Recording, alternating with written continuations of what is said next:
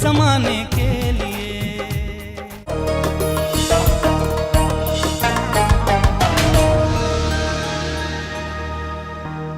زحال مسکین مکن تغافل، درائے نینا بنائے بتیاں، کتاب ہجراں ندار میں جاں، نہ لیہو کاہے لگائے چھتیاں. شبان ہجراں دراز چو زلف، روز وصلت چو عمر کوتاہ، سکھی پیا کو جو میں نہ دیکھوں تو کیسے کاٹوں اندھیری رتیاں. ناظرین آداب، ڈی ڈی اردو کے اس خاص پروگرام جس کا نام ہے اردو شاعری کا بدلتا منظرنامہ، اس پروگرام میں میں رضا حیدر آپ سبھی کا استقبال کرتا ہوں. آج ہم گفتگو کریں گے 19ویں صدی کے نہایت ہی اہم اور ممتاز شاعر شاد عظیم آبادی کی شاعری اور ان کی زندگی پر، اور ہمارے ساتھ اس اہم گفتگو میں موجود ہیں ہمارے دو خاص مہمان جن کا میں تعارف کراتا چلوں. ہمارے پہلے مہمان ہیں پروفیسر محمد علی جوہر صاحب. آپ کا تعلق علی گڑھ مسلم یونیورسٹی کے شعبہ اردو سے ہے. آپ وہاں سینئر استاد ہیں، کئی کتابوں کے مصنف ہیں، اور آپ کے کئی آرٹیکلز بھی رسائل میں پبلش ہو چکے ہیں. ہمارے دوسرے مہمان ہیں ڈاکٹر جہانگیر وارثی صاحب. آپ بھی لنگوسٹکس کی دنیا میں کسی بھی طرح سے تعارف کے محتاج نہیں ہیں. آپ کا بھی تعلق شعبہ لسانیات علی گڑھ مسلم یونیورسٹی سے ہے. اس سے پہلے آپ یعنی علی گڑھ مسلم یونیورسٹی سے پہلے آپ یو ایس کے بھی کئی یونیورسٹیز میں ٹیچنگ کے فرائض انجام دے چکے. تو ہم آج ان دونوں مہمانوں سے شاد عظیم آبادی کی زندگی اور شاعری پر گفتگو کریں گے. تو ناظرین، جب شاد عظیم آبادی کی بات آتی ہے تو ہمارے ذہنوں میں بہت سارے اشعار گونجنے لگتے ہیں. سنی حکایت ہستی تو درمیان سے سنی، نہ ابتدا کی خبر اور نہ انتہا معلوم. 19ویں صدی کے جن شاعروں نے اپنی شاعری کے ذریعے سے پورے عہد کو متاثر کیا، ان میں ایک اہم نام شاد عظیم آبادی کا بھی ہے. شاد عظیم آبادی کی شاعری کی خصوصیت یہ ہے کہ انہوں نے تقریباً اردو کی سبھی اصناف میں طبع آزمائی کی، مگر ان کی غزلیں اور ان کے مرثیے آج بھی علمی اور ادبی دنیا میں نہایت ہی عزت و احترام کی نظروں سے دیکھے جاتے ہیں. تو ناظرین، ہم گفتگو کریں گے شاد عظیم آبادی پر. تو میرا پہلا سوال ہے پروفیسر محمد علی جوہر صاحب سے کہ سر، آپ نے شاد کو کافی پڑھا بھی ہے اور پڑھایا بھی ہے. تو ہم یہ چاہتے ہیں کہ شاد عظیم آبادی کی جو ابتدائی زندگی ہے، پیدائش سے لے کر کے اور جب سے انہوں نے شاعری شروع کی، اس زندگی پر آپ ہلکی سی روشنی ڈالیں ہمارے ناظرین کے لیے. کسی بھی فن پارے یا فنکار کا جائزہ لیتے وقت ہمارے سامنے کئی سوال ابھر کر سامنے آتے ہیں. ان میں دو سوال ایسے ہیں جس کو ہم نظر انداز نہیں کر سکتے. وہ سوال ہیں کیا اور کیسے، یعنی فنکار نے کیا کہنا چاہا ہے اور جو کچھ بھی کہا ہے کس نقطۂ نظر سے کہا ہے. بہت خوب. ادب کے طالب علم کی حیثیت سے پہلا سوال دوسرے سوال سے زیادہ اہم ہو جاتا ہے. وہ یہ کہ ہم دیکھیں کہ کسی شاعر یا ادیب نے ادائے خیال یا اظہار جذبات کے لیے جو طریقہ کار استعمال کیا ہے، اس کی نوعیت کیا ہے اور اس میں وہ کہاں تک کامیاب ہوا ہے. جہاں تک شاد عظیم آبادی کا تعلق ہے، ان کی زندگی کا محور 1846 عیسوی سے لے کر کے 1927 پر محیط ہے. جی بڑا طویل عرصہ ہے. جی بہت طویل عرصہ ہے. اس دور پر اگر ہم گفتگو کریں تو ہم یہ دیکھتے ہیں کہ اس دور کے ناول نگار نذیر احمد، پنڈت رتن ناتھ سرشار، حالی شبلی وغیرہ بھی آتے ہیں. بہرکیف شاد عظیم آبادی وہاں پٹنہ میں پیدا ہوئے، وہیں پلے بڑھے، پروان چڑھے، اور ان کی تعلیم ان کی تربیت جو ہے اسی ماحول میں ہوئی. چونکہ جاگیردارانہ ماحول تھا ان کا، نواب خاندان سے ان کا تعلق تھا، لہٰذا پرورش اور پرداخت میں کسی بھی طرح کی کوتاہی نہیں برتی گئی. اس اعتبار سے ہم دیکھیں کہ تعلیم اور تربیت اور جس ماحول میں ہوئی اس کے کلام میں اس کا اثر دکھائی دیتا ہے. انہوں نے جو خود نوشت ایک بھی لکھی ہے، اس میں اپنی زندگی کا پورا حال بیان کیا ہے. مثلاً کب، کہاں پیدا ہوئے، کیا کھاتے تھے، کیا پیتے تھے، کیا مصروفیت تھی، کن کن لوگوں سے کس قسم کے تعلقات تھے، کن کن امراض میں پیدا ہوئے، یہ تمام تفاصیل ان کے خود نوشت میں بھی ہمیں ملتی یعنی ان ہیں۔ کی جو پوری ابتدائی زندگی سے لے کر کے بعد کی زندگی تک کا پورا احاطہ جو ہے ان کی جو ہے وہ آٹو بائیوگرافی میں ہمیں ملتا پوری ہے۔ کی پوری جی، اس میں بہت خوب، دکھائی بہت خوب۔ دیتی ہے۔ تو جہانگیر وارثی صاحب، ہم بڑی مطلب جسے کہا جائے انفارچونیٹ ہے، اور یہ ہمارے ادب کے لیے بڑی عجیب و غریب بات ہے کہ ہم کسی شاعر کو اس کے عہد کے دبستان سے آئیڈینٹیفائی کرتے ہیں۔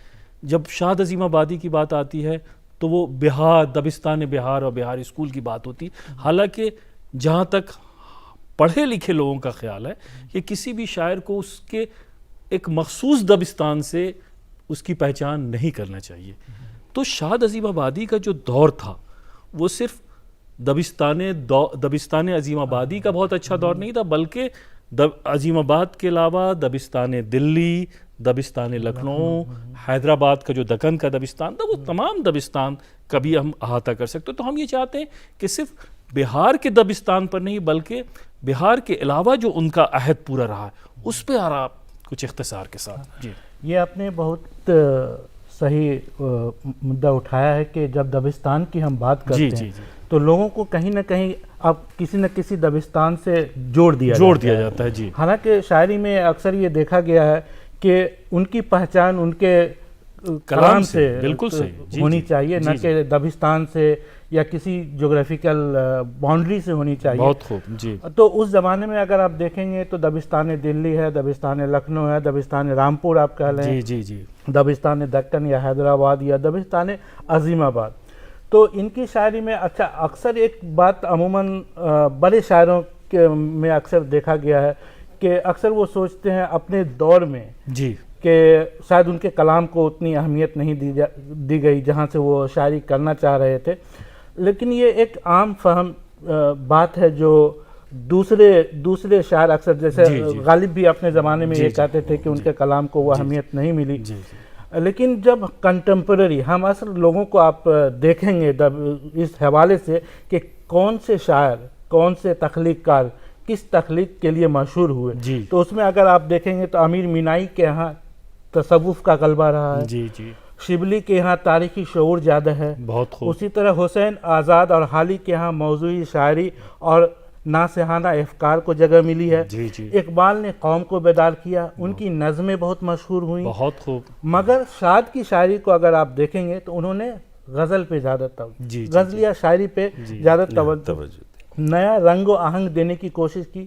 یہ وہ دور تھا جو میں خاص کر کے بتانا چاہتا ہوں کہ اس دور میں غزل کی کمزوریوں کی نشاندہی کی جاتی تھی۔ اس دور میں بھی شاعر نے اپنی ایک الگ پہچان بنائی غزل کے حوالے سے۔ بہت خوب۔ تو ہم غزل کے حوالے سے بھی اور ان کی جو اور اصناف رہی ہیں ان کے حوالے سے بھی ہم آپ سے گفتگو کریں گے۔ ڈاکٹر صاحب یہ بتائیں کہ اب ہم شاعری کے اوپر آتے ہیں اور خاص طور پہ انہیں کہا جاتا ہے کلاسک پوئٹ، کلاسک شاعر کی حیثیت سے بھی ان کی ایک پہچان ہے، اور غزل کے میدان میں انہوں نے جو طب آزمائی کی ہے ظاہر سی بات ہے وہ بھی ہمارا ایک بہت ہی امپورٹنٹ حصہ ہے ہمارے ادب کے لیے۔ تو ہم یہ چاہتے ہیں کہ اب شاعری کے حوالے سے کچھ بتائیں۔ ظاہر ہے کلاسیکی شاعری، روایتی شاعری میں جو ان کا مقام ہے وہ مقدم ہے، اسے ہمیں انکار نہیں کر سکتے۔ جس طرح سے اور شعراء نے جو شاعری کی ہے اسی طرز پہ انہوں نے بھی شاعری کی ہے، لیکن وہ جدید شاعری سے بھی پوری طرح سے باخبر تھے۔ جہاں تک دبستان دہلی کے حوالے سے اگر ہم گفتگو کرنا چاہیں تو میر غالب کا بھی انداز انہوں نے اختیار کیا، ناسخ کو بھی پیش نظر رکھا۔ دونوں دبستان کے حوالے تو ان کے ہاں اثرات دکھائی دیتے ہیں، دونوں دبستانوں کے اثرات دکھائی دیتے ہیں، لیکن یہ ہے کہ اثر انہوں نے اس حد تک جو ہے قبول نہیں کیا جس طرح سے کہ ہم کہتے ہیں کہ انہوں نے دبستان دہلی کو قبول کر دیا یا دبستان لکھنؤ کو کر دیا۔ تو وہ اپنے طرز میں جو کچھ وہ محسوس کرتے تھے، وہ کہتے تھے کہ ہم اپنی ذہنی آسودگی کے لیے لکھ رہے ہیں، جو کچھ وہ محسوس کرتے تھے اپنی ذات سے محسوس کرتے تھے، وہ اس کا اسی طرح سے وہ اس خیال کو جو ہے وہ خود ایک جگہ کہا ہے کہ میں نے جتنی بھی خامہ فرسائی کی ہے محض اس لیے کی ہے کہ خود ہم اپنی ذات میں محسوس کریں کہ میں کیا لکھ رہے ہیں، کیا لکھ رہا ہوں اور نئی روشنی کے لوگ بھی اس سے استفادہ کریں. تو اس اعتبار سے ہم دیکھتے ہیں کہ شاد عظیم آبادی کو جو شہرت اور ناموری اس حد تک تو نہیں ملی جتنی ملنی چاہیے تھی. ظاہر ہے کہ اس میں دبستان عظیم آباد کا عمل دخل رہا ہو, یا دبستان دہلی یا دبستان لکھنؤ نے اس اثر کو یا شاد کو شاد نہیں بننے دیا, یہ سوال قائم کیا جا سکتا ہے. وہ بہت ہی اہم سوال ہے, اور اس سوال پہ بھی آپ سے کچھ ہم پوچھنا چاہیں گے. جیسا کہ جہانگیر وارثی صاحب, ہمارے ڈاکٹر صاحب بھی یہ کہہ رہے تھے کہ وہ مقبولیت شاد کو نہیں مل پائی جس کے وہ حقدار تھے, اور جتنی مقبولیت انہیں ملنی چاہیے. کیا وجہ رہی؟ ہاں دیکھیے, جب وہ ایک شاعری دو طرح سے لوگ کرتے ہیں, ایک شاعری بائی پروفیشن ہو جاتا ہے, اور ایک شاعری اپنی مرضی سے ہوتی ہے, جو اب قدرتی طور پر ان کو شاعرانہ صلاحیت ملا ہوا ہوتا ہے. تو جب شاد کی شاعری کو ہم دیکھتے ہیں تو انہوں نے کئی جگہ یہ ذکر کیا ہے, کیونکہ ایک خاندان میں ایسے خانوادے میں پیدا ہوئے تھے جہاں دولت کی کمی نہیں تھی. علم و دولت دونوں, علم بھی اور دولت بھی بالکل کمی نہیں تھی. اور دھیرے دھیرے جب وہ آگے بڑھے, سلسلہ جب شاعری کا شروع کیا تو انہوں نے شاعری کو کبھی بھی ذریعہ معاش نہیں بنایا. اور کئی جگہ اپنے بیٹے کو یہ کہتے ہوئے دیکھے جا سکتے ہیں کہ انہوں نے اپنے بیٹے سے بھی کہا تھا کہ تم بھی شاعری کو کبھی ذریعہ معاش نہیں بنانا. تو اس لیے وہ اس وقت کے شاعروں میں جو جدت پسندی تھی, وہ اپنی شاعری جو کرتے تھے ان کا ایک منفرد انداز تھا, اور شاید یہی منفرد انداز شاید ان کے حیات میں لوگوں تک نہیں پہنچ پائی, یا ہم سمجھ نہیں سکے جو آج ہم ان کی شاعری کی قدر کر رہے ہیں. تو شاید یہی ایک وجہ رہی ہوگی جب وہ شاعری کر رہے ہوں گے, جو ان کے سوچنے کا معیار رہا ہوگا سماج میں, جو سماجی اعتبار سے جب وہ حالات پہ نظر رکھ رہے ہوں گے, جو چیزیں بیان کر رہے ہوں گے, وہ اس وقت کے لوگوں کو سمجھنے میں تھوڑی تاخیر ہوئی. لیکن تاخیر دیر سے ہی صحیح, آج ہم ان کے شاعری کو نصاب تک میں شامل کر چکے ہیں, پڑھا رہے ہیں, اور ان کی شاعر کی عظمت کو سمجھ رہے ہیں, اور ان کے حالات سے ہم استفادہ کر رہے ہیں. سر, یہ وجہ تو نہیں رہی کہ دلی دبستان اور لکھنؤ دبستان, بلکہ یہ کہا جائے کہ وہ دور اور اس دور کی شاعری جو ہے وہ ہمارے سماج پر اتنی حاوی رہی کہ شاد کی شاعری دب کر کے رہ گئی. آپ بجا فرما رہے ہیں. دراصل یہ دونوں کی آپسی جو ہے چشمک رہی. ایک کے ہاں لفظی بازی گری, صنعت گری, لفاظی, دوسرے کے ہاں داخلیت, خارجیت, ایک کے ہاں خارجیت, ایک کے ہاں داخلیت, سادہ لوہی. یہ سلسلہ دونوں میں چلتا رہا. یہ کولڈ وار کہہ لیجئے, یا ایک مارکا چلتا رہا. اور اس سلسلے میں ظاہر ہے کہ دوسرا دبستان, جسے آپ رامپور دبستان بھی کہہ سکتے ہیں, شاد عظیم آباد دبستان بھی کے نام سے آپ کہہ سکتے ہیں, وہ جو ہے پیچھے رہ گئی. شاد بہرحال ان حال میں بھی اگر ہم حالت میں دیکھتے ہیں تو ہم اس نتیجے پر پہنچتے ہیں کہ جہاں درد صوفیانہ شاعری کر رہے تھے, اس کے اثرات بھی ان کے ہاں دکھائی دے رہے ہیں. تصوف کی شاعری, دین, مذہب, ملت سے متعلق بھی انہوں نے شاعری کی ہے. بہت سارے اشعار ان کے ہاں آپ کو دیکھیں گے. لیکن جذبات, احساسات اور کا جو بیان انہوں نے, الفاظ کے در و بست, جو تراکیب استعمال کی, جو صنعتیں انہوں نے استعمال کی ہے, وہ برمحل استعمال کی ہے. اور اس سے اس نتیجے پر ہم پہنچتے ہیں کہ ان کے ہاں کہیں گرانی کا احساس نہیں ہوتا ہے. سادہ لوہی چونکہ مزاج میں تھی, وہی اثرات ان کے دیوان میں, وہی چیزیں ان کی تخلیق میں جو ہے ہمیں ان کی تحریر میں ہمیں دکھائی دیتی ہیں. جہانگیر وارثی صاحب, آپ ایک لنگوسٹ بھی ہیں, ماہر لسانیات بھی ہیں, اور ایک اچھی بات یہ ہے کہ آپ یہاں انڈیا میں تو پڑھا ہی رہے ہیں, اس سے پہلے آپ امریکہ میں بھی پڑھا رہے تھے, وہاں کی کئی یونیورسٹیز سے آپ کا تعلق رہا ہے. 19 سینچری کی جو پوری امریکن پوئٹری ہے, اور اس زمانے میں شاد عظیم آبادی کی جو شاعری تھی, اس کا بھی شاید آپ نے کچھ کمپیریٹیو اسٹڈیز, آپ نے تقابلی مطالعہ کسی مضمون میں کیا ہے, تو یہ بڑی یونیک سی چیز ہوگی اگر آپ اس پر کچھ اظہار خیال فرمائیں. ہاں, میں چاہتا تھا کہ آپ اس طرح کے سوال کریں, مجھے خوشی ہے. آپ اس دور کی شاعری کو, میں نے کچھ جو شاعر ہیں جن کو میں نے پڑھا ہے, جیسے اس میں ایملی ڈکسنسن ہے, یہ رابرٹ فراسٹ ہیں, ولیم विलियम कार्लोस हैं, ये वो लोग हैं जिनकी शायरी कहीं ना कहीं जब हम कंपेयर करते हैं उसी दौर के हैं। उसी दौर के हैं। तो उस दौर के शायरी को कंपेयर करते हैं तो हमको लगता है कि जैसे ख़ास करके एमिली डिक्सन का जो है शायरी का अंदाज़ जो है वो भी आइसोलेशन में लिखते हैं, वो भी हकीकत पसंदी है। जिस तरह शाद अजीम आबादी अकेलेपन में रहे, उनको कभी शोहरत का इतना शौक़ नहीं था। तो जो हकीकत पसंदी की शायरी है जो अमेरिकन 19वीं सेंचुरी में जो विलियम फ्रोस्ट के यहाँ मिलता है, ये रॉबर्ट फ्रोस्ट के यहाँ मिलता है, विलियम मुर्स के यहाँ मिलता है, एमिली डिकिंसन्स के यहाँ मिलता है, वही चीज़ शाद अजीम आबादी में भी देखते हैं। तो ये हालात हम देखते हैं कि हकीकत पसंदी की जो शायरी अमेरिका में उस समय राइज थी, वही चीज़, वही हालात, वही समाजी पहलू को लेकर के, वही फिलोसफिकल बातें जो है वो यहाँ भी शाद अजीम आबादी की शायरी में भी बहुत अच्छा, बहुत ही अच्छा। नस्र में भी उनका बड़ा कंट्रीब्यूशन है। नस्र के ताल्लुक़ से भी कुछ और लिसानी ताल्लुक़ से भी आपसे कुछ सवाल करेंगे। उन्होंने नॉवेल्स भी लिखे हैं, सूरतुल ख़याल बहुत ही मशहूर मारूफ नॉवेल, तो उस नॉवेल के बारे में आप कुछ नाज़रीन को बताएं। हाँ, असल में सूरतुल ख़याल जो नावल है उसमें मुस्लिम जागीरदाराना माहौल की अक्कासी उन्होंने की है, मुस्लिम माशरे से मुतालिक उन्होंने लिखा।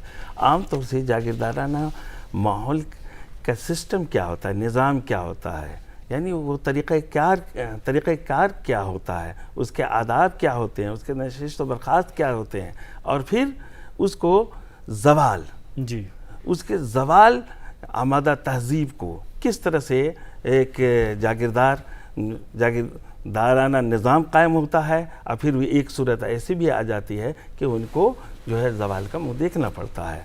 तो उन सूरतों का पूरा जो है उनको उन्होंने पेश किया है, लेकिन साफ़ सुथरी ज़बान, ऐसा लगता है कि अगर आप पढ़ें तो ऐसा लगता है कि हू बहू वाकई ये वाक़या जो है हो चुका है। नावल ज़ाहिर है कि उसी का नाम है, ज़िंदगी की हकीकत और उसके तर्जुमानी करता है, हमारी ज़िंदगी तर्जुमानी करता है। तो वो तमाम चीज़ें जो है सूरतुल ख़याल में पाई जाती है। वो सब कुछ हाल जागिर का, नवाबीन का लूटते हुए किस तरह से आबाद हुआ, फिर उसके बाद किस तरह से बस्तियां जो है लूटी हैं, सब उसका उन्होंने जिक्र उसमें। चूँकि 1857 का भी दौर उन्होंने देखा और पूरी तहजीबों का जवाल भी देखा, तो उसका रिफ्लेक्शन अक्कासी उसकी जो है, हाँ 1857 का 1857 तो उसको हम याद करते ही हैं। एक तहजीब जो ख़त्म हो रही थी, उसका असर उस बिहार में भी जो है, पटना में, आसिमाबाद में भी, बिल्कुल उसका असर जो है वहाँ भी हमें उसके भी असरात दिखाई देते हैं उनकी तहरीरों में वहाँ दिखाई देते हैं। जहांगीर वारसी साहब, ये लिसानी पहलू जो उनकी नस्र का बहुत ही एक इम्तियाजी पहलू है, जिस पे आपने बहुत क्रिटिकली उसको आपने देखा है, उस पर आप कुछ? हाँ, मैं ये जहाँ तक उनके शायरी का लिसानियाती या असलूबियाती मताला के हवाले से अगर हम देखें तो उस पर बहुत कम काम हुआ है। हम चाहेंगे कि उस पर लिसानियाती पहलू पे या असलूबियाती मताला उनके शायरी का होना चाहिए, क्योंकि बहुत देर हो चुकी है उनको समझने में और उनको आज उनके शायरी को हम अपने से रिलेट करने में, क्योंकि उनके जो सबसे बड़ा पहलू था जिनको हम लिसानियाती मताला के तौर पर ले सकते थे कि उनकी ज़बान बहुत सहल थी, बिल्कुल आम लोगों के दिलों में उतर जाने वाली बात थी।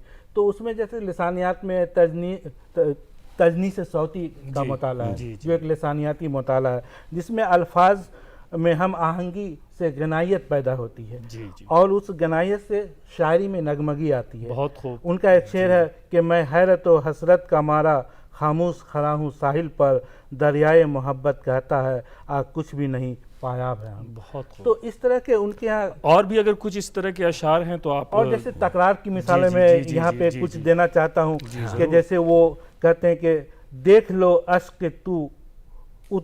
अश्क तवातुर को न पूछो मेरा हाल, देख लो अश्क तवातुर को न पूछो मेरा हाल, चुप रहो इस बज़्म में गम्माज़ आया। या फिर ये देखें, पिछले पहर उठ करके नमाज़ें नाक रगड़नी, सजदों पे सजदे जो नहीं जायज़ उसकी दुआएं, उफरी जवानी हाय जमाने। तो ये जो लिसानी पहलू हाँ, जो है, ये जो जैसे चुप रहो सजदे पे सजदे, इस तरह की चीज़ें जो है ना, इसमें खूबसूरती लाती है जी। अल्फाजों के जोड़ने बहुत में, अच्छा, और इस पहलू पे बहुत कम स्टडी की गई है। तो हम चाहेंगे कि कुछ लोग जो शाद को अपना आइडियल मानते हैं, जैसे मैं भी कोशिश करूंगा कि मैं लिसानियाती पहलू पे कुछ और यानी उनके इसमें शायरी के काफी हवाले काम से की गुंजाइश है। मेरे ख्याल से इस पे बहुत कम लोगों ने लिखा है। बहुत जी, जी। कम। सर ये बताएं कि उनकी शायरी में, और हालांकि सिर्फ उन्हीं की शायरी नहीं बल्कि हर बड़े शायर की शायरी में एक आरिफाना पहलू, जी जी इखलाक, नसीहत, दुनिया को मैसेज देने का एक पूरा जज्बा, उसके बारे जी में जी जी हाली ने भी उसी तरह जी, से जी, अखलाकी शायरी की है, और वो शाद के यहाँ भी शाद के यहाँ भी वो चीज़ें हमें दिखाई देती हैं, उन्होंने भी पेश किया है। जी। लेकिन मसला ये है कि अखलाकी के साथ साथ आफादी पहलू भी हमें जी, दिखाई जी, देता जी, है। वो मैसेज हमें वो देते हैं और उस मैसेज को हम नहीं समझ पाए, ये हमारी बदकिस्मती है। बदकिस्मती इन मानों में ये है कि हम उनको शाद को नज़रअंदाज करते रहे।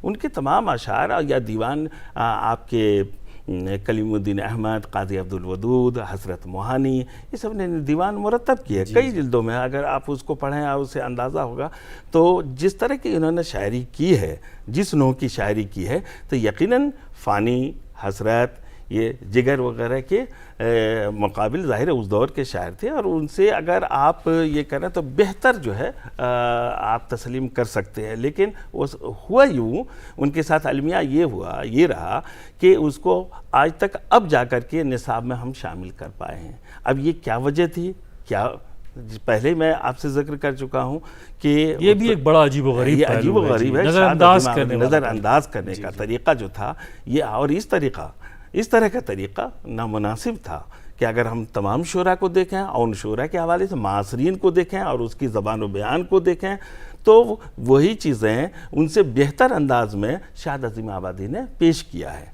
लेकिन हम समझने से कासिर रहे। ये अलमिया है इस दौर का। जहांगीर वारसी साहब, जैसा कि प्रोफेसर मोहम्मद अली जौहर साहब भी इरशाद फरमा रहे थे, वो इम्तियाजी पहलू उनकी शायरी का कि तालिब इल्मों को भी, असातिज़ा को भी और एक आम कारी को भी नहायत ही ज़्यादा मुतासिर करता, वो इम्तियाजी पहलू क्या आप देखते हैं? हाँ, अब देखिए, जब उनकी उस ज़माने की शायरी, हम ये नहीं कहेंगे कि बाई ट्रेनिंग वो अल्फाजों का तयन करते थे अपनी शायरी में।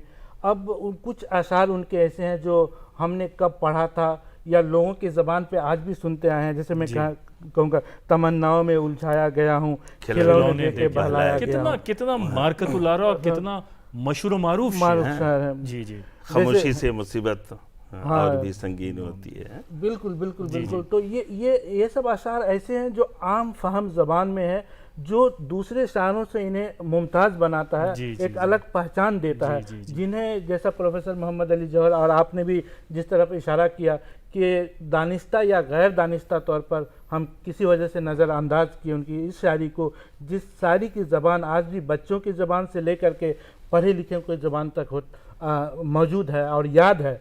किसी शायर के कलाम को किसी आम लोगों के ज़बान पे अगर है, आज भी याद है, तो उस शायर की कामयाबी किसी तारुफ की मोहताज नहीं होती है। बहुत खूब। डॉक्टर साहब ये बताएं कि गज़ल में तो जाहिर सी बात है कि बहुत ही मुमताज़ मकाम है, लेकिन उसके अलावा उन्होंने मरसिए भी कहे और दूसरी असनाफ में भी तबाह आज़माई। जी, तबाह आज़माई उन्होंने की, मरसिए उन्होंने लिखे और रुबाई, और अनीस, हाँ, मिर्ज़ा अनीस की पैरवी उन्होंने की है। जी, उस तर्ज पर उन्होंने लिखने की कोशिश किया और इस एतबार से वो बहुत कामयाब रहे। मैंने शुरू में आपसे ये अर्ज़ किया था कि उन्होंने दोनों दबिस्तान दिल्ली ना तो ओढ़ना बिछौना बनाया दिल्ली दबिस्तान का, ना ही लखनऊ दबिस्तान को।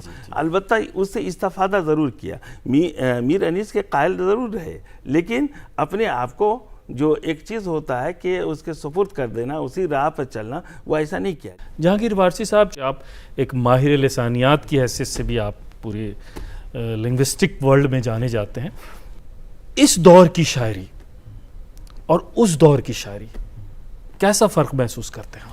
हाँ, देखिए, ज़बान व बयान में जो शाद अज़ीम आबादी की शायरी थी, तो उनके कुछ आशार अगर देखेंगे तो आज بھی ہم اپنے آپ کو ریلیٹ کرتے ہیں. آج کے زمانے کی شاعری کی زبان بھی بالکل صحیح, وہ ہے جو عام سہل ہے, لیکن کچھ جیسے کلاسیکی شاعری جو انہوں نے کی تھی اس زبان کو دیکھیں اور آج کی زبان کو دیکھیں تو بہت زیادہ فرق نہیں آیا. وہی الفاظ, وہی انداز بیان, وہی ان کے اپنی طرف کشش کرنے کا طریقہ, آج بھی ہم اپنے آپ کو ان سے ریلیٹ کر پاتے ہیں, جوڑ کر دیکھتے ہیں کہ لگتا ہے کہ وہ شاعری آج کے دور کو سامنے رکھ کر ہی کی گئی ہوگی. تو یہ انداز ان کا بالکل ایک منفرد انداز ہے شاعری کا, جو اس زمانے سے قدیم زمانے کی روایت کو قائم رکھتے ہوئے جدید دور کے تقاضوں سے ہم آہنگ کراتی ہے. تو یہ کسی شاعر کے عظیم ہونے کا ثبوت ہے. آج کی جو شاعری آپ دیکھ رہے ہیں اور اس دور کی شاعری.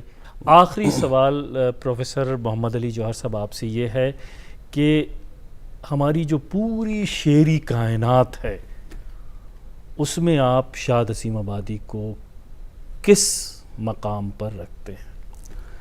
بہت ہی اختصار کے ساتھ. میرا خیال یہ ہے کہ شاد عظیم آبادی, بڑا اہم سوال ہے یہ آپ کا. جی, شاد عظیم آبادی ان معتبر جس طرح سے کہ ہر دور میں میر ہو, غالب ہو, مومن ہو, ذوق ہو, ہر زمانہ رہا, ہر زمانے میں ہر شاعر اہمیت رکھتے ہیں. اس اعتبار سے شاد کا جو دور ہے اس دور میں شاد عظیم آبادی کو اگر آپ ان کے معاصرین میں, میرا خیال یہ ہے کہ سر فہرست ہونا چاہیے. بہت شکریہ پروفیسر محمد علی جوہر صاحب, ڈاکٹر جہانگیر وارثی صاحب. شاد عظیم آبادی کی زندگی اور ان کے لسانی پہلو پہ بھی, جو ان کی تخلیق کا جو لسانی پہلو اس پر بھی, جو کہ بہت کم جس پر گفتگو تھی, تمام باتوں پر بہت ہی خوبصورتی کے ساتھ آپ نے احاطہ کیا. آپ کا بہت بہت شکریہ. تو ناظرین, آپ ابھی دیکھ رہے تھے شاد عظیم آبادی کی شاعری اور زندگی کے اوپر بہت ہی اہم گفتگو فرما رہے تھے پروفیسر محمد علی جوہر صاحب اور ڈاکٹر جہانگیر وارثی صاحب. تو اگلے ایپیسوڈ میں ہم پھر ملیں گے کسی نئے شاعر کی زندگی اور اس کی شاعری کو لے کر کے. تب تک کے لیے آپ ہمیں اجازت دیجیے. آداب. زحال مسکین مکن تغافل, درائے نینا بنائے بتیاں, کتاب ہجراں ندار میں جاں, نہ لیہو کاہے لگائے چھتیاں. شبان ہجراں دراز چو زلف, روز وصلت چو عمر کوتا, سکھی پیا کو جو میں نہ دیکھوں تو کیسے کاٹوں اندھیری رتیاں.